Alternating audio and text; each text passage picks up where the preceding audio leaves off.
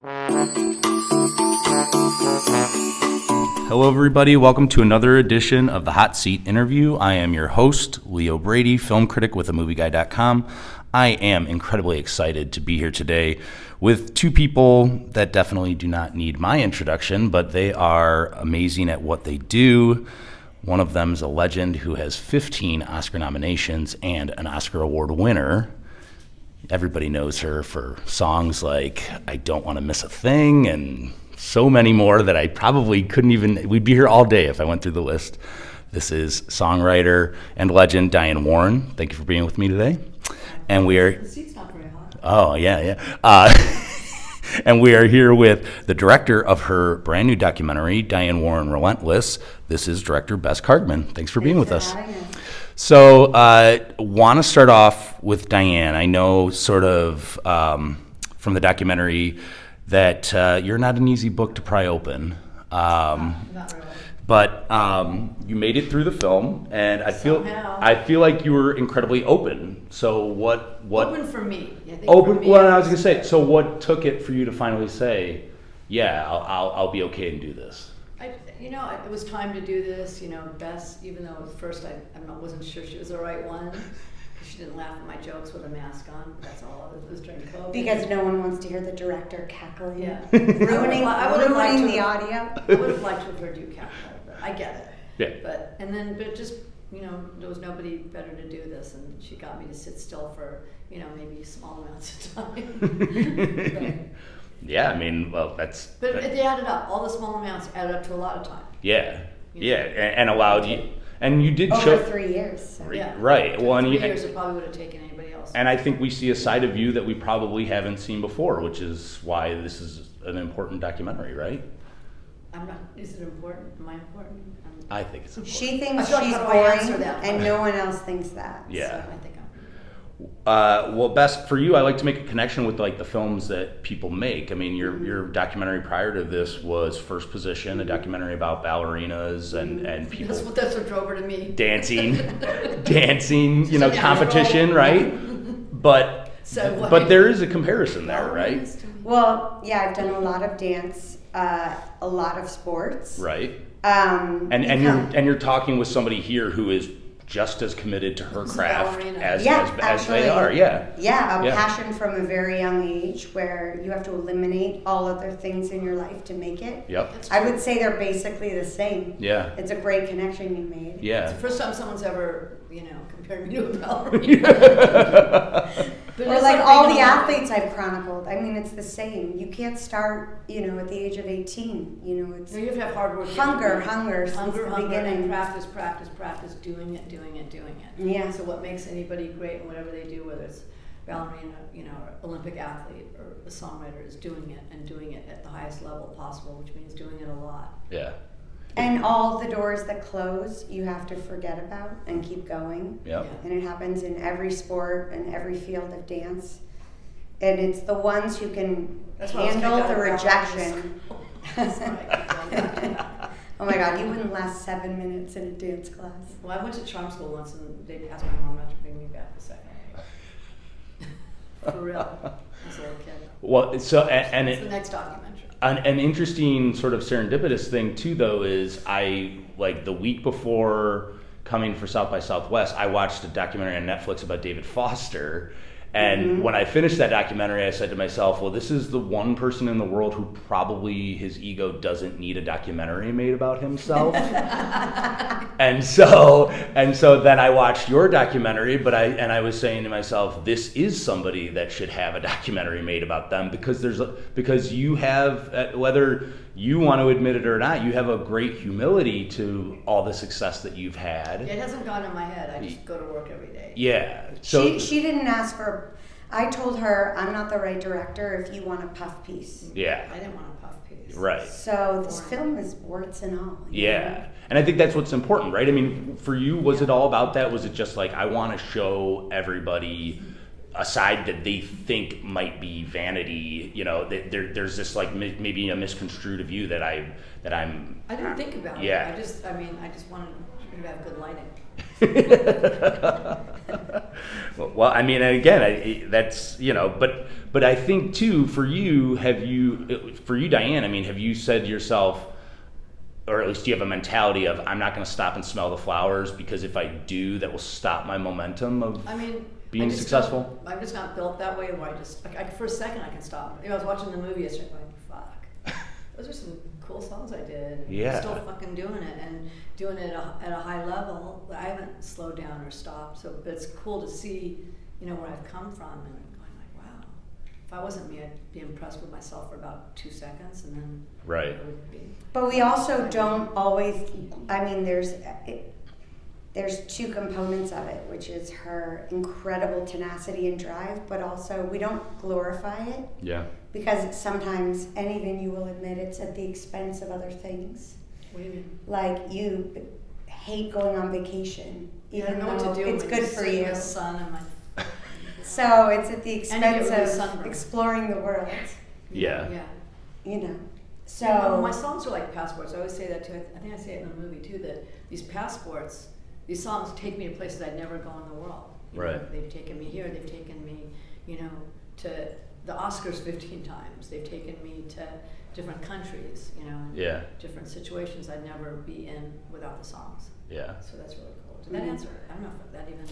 Yeah, lack totally. of sleep and.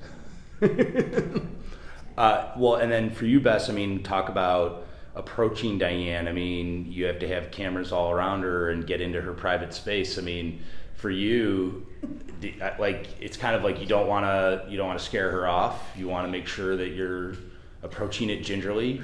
But for you, were you saying to yourself, like, if I go too far, she's gonna kick me out of here and not want to do this, or were you? Oh no, I'm not that type. Yeah. I was like, you want to kick me out? Like, you said yes to this documentary, so Yeah. I'm doing it. She was just as annoying and relentless and stubborn as I am, so it actually worked perfectly. If it was somebody else that wasn't like that, it would not have worked. There's a scene, it's really, really powerful. Everyone in the audience was crying yesterday. I had to harass her for 6 months for some of that footage. So, Not my cat. yeah, well. She's making me You gotta laugh. leave some You surprises. have to stop making me laugh. Right. Right. But I think that the film has a lot of surprises.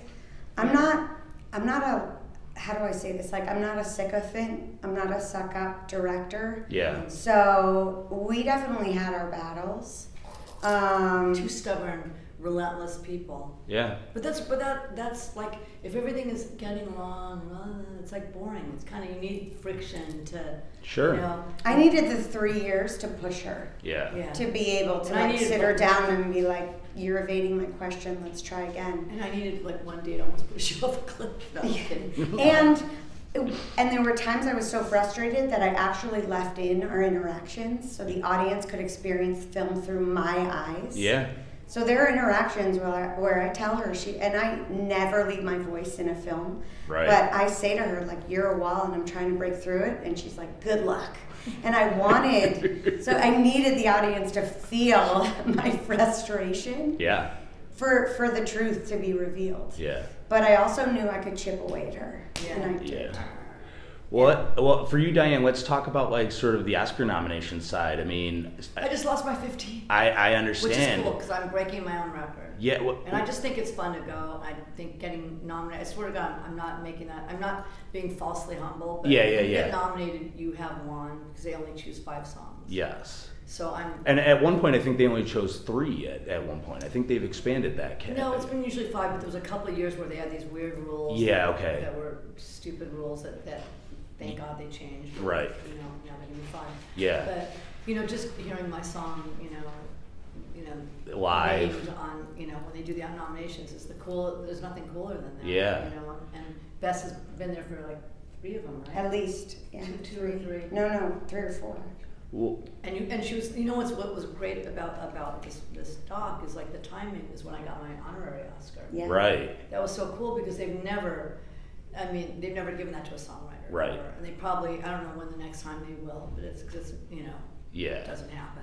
So that was that's the big Oscar. That's the one that I know people you know, that have been trying to get that for, you know, decades. Right. People, and you know, I got it. So it was pretty cool. Well, one of the interesting factors too, though, for you is you've lost to multiple James Bond movie songs. Yeah. So when is Diane Warren gonna do a James Bond? I did a movie James song? Bond movie that this is Oh, kind yeah. of a funny story that even Celine Dion, who ended up covering it, does a James Bond medley in her show, didn't know it was a James Bond song. Yeah. My song, If You Ask Me To, was written for License to Kill. Oh the my God. Timothy Dalton Yes. James Bond. Yeah. And so that was like, what, 88, 89, something like that. Wow. And, you know, Patti LaBelle sang it in the movie. Yeah. And it, you know, her label didn't promote it, so nothing happened. Wow. And my friend Polly Anthony, who ran Epic Records, and Celine was her artist, goes, I love that song, I want Celine to do it. Yeah. It became Celine's first solo hit after the, big solo hit after her duet with Beauty and the Beast. Right. And then she was doing a, you know, the medley. I'm like, I went to see her concert. I'm like, wait, you're doing a James Bond medley, but you know, one of your biggest hits was a James Bond song. Put it in there. So you know, yeah. So that was a long time ago. Yeah. It'd be fun to do another one, but you know, I've been something's always going to beat me, or has always beaten me, whether it's James Bond or something else. But Yeah. it won't always be that. We have a really great song in this movie Yes. that Kesha sings. Yes, I heard it. It's great. Thank you, Dear Me. Yeah. Yeah. I just Well- think it's a really relatable song. But you're not obsessed with the Oscar. Like you No. don't. It's not why you write songs. No, I don't write songs for the Oscars. No, So- I write songs. I have to write songs. It's what I'm driven to write them. I do love writing songs for movies, and I do love the Oscars. I used to watch them with my mom and dad. So there is a special thing that when you go, wow, like that's so cool. Now I'm actually there. You know? So. Well, and here's a difficult question, and both of you can answer this one. I mean, 15 nominations, but which one is your favorite? Which one? I know they're like kids. Yeah. But if you had to pick one that was your favorite, and also which one do you think you really did deserve to win it? Because I have my answers. I don't want to say I deserved it because.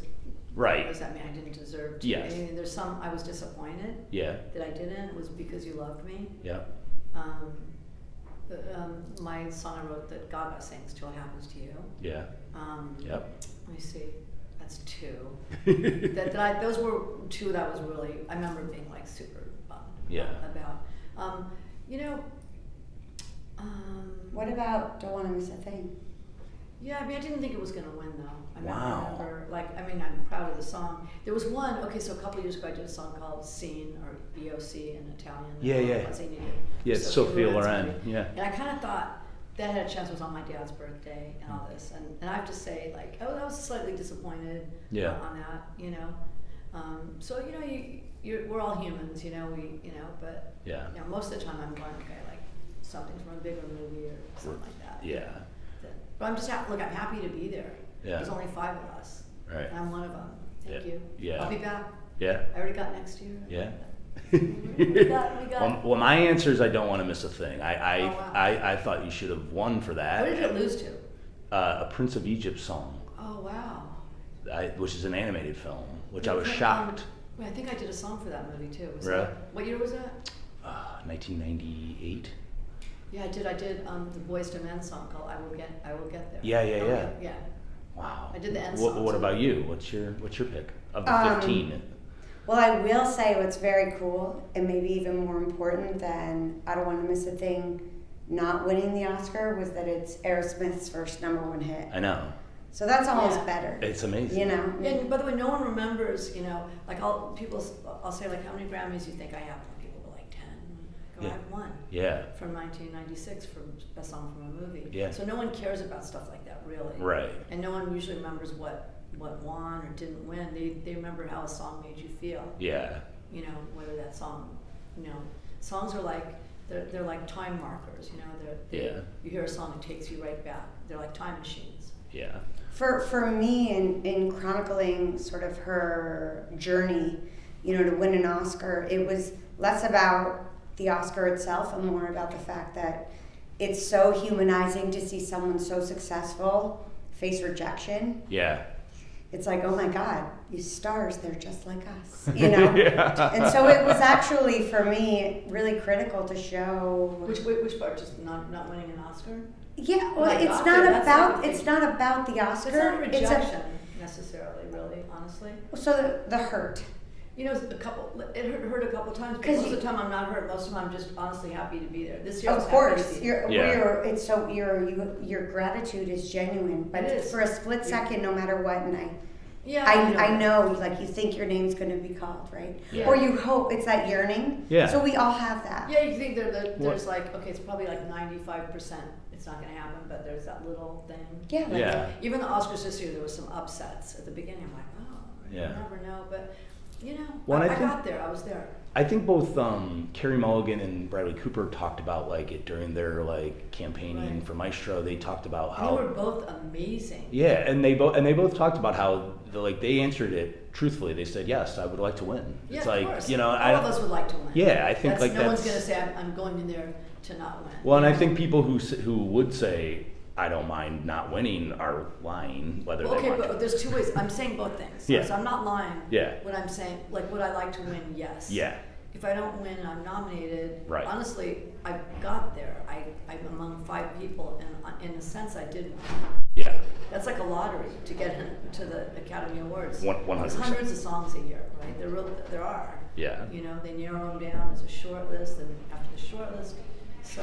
But yeah, of course, everybody wants to win. But I think Bradley and Carey Mulligan and I kind of came into this Oscars kind of feeling like the same. Yeah. Yeah. Yeah. Yeah, and We it's probably it wasn't gonna happen. Yeah, yeah. But it'll happen. yeah.